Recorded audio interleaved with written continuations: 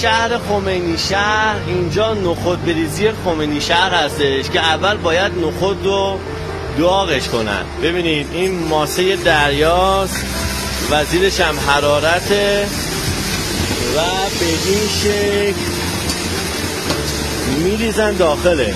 بعد که راه شد در این گونی ها میریزن.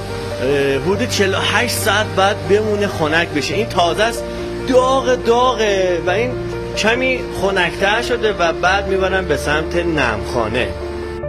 اینجا نمخانه است در نخود بریزی که حشم زیر زمینه که به صورت تونل کنده شده و هر قسمتی که اینجا میبینید بهش میگن دستر که در آخر نخودها اینجا جمع آوری میشه و 400 تا 700 کیلو بار نخود در اینجا ریخته میشه و پهن میشه و 24 تا 48 ساعت هم باید بمونه. بستگی به رطوبت زمین داره و اینکه هر 10 ساعت هم باید با دست یورو کنن که نم بهش بگیره.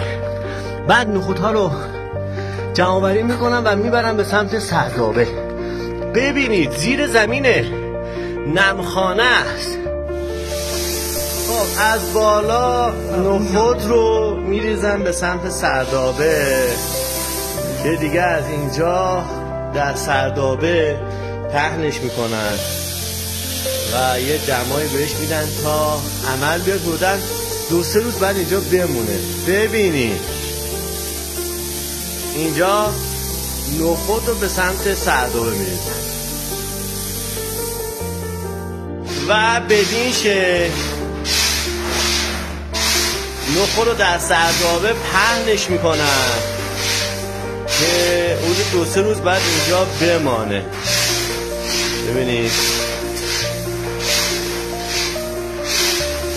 و بعد پخشش میکنن داخل سردابه. ببینید چقدر قشنگ اینجوری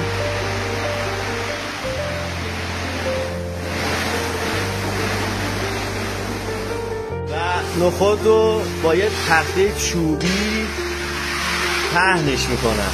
ببینید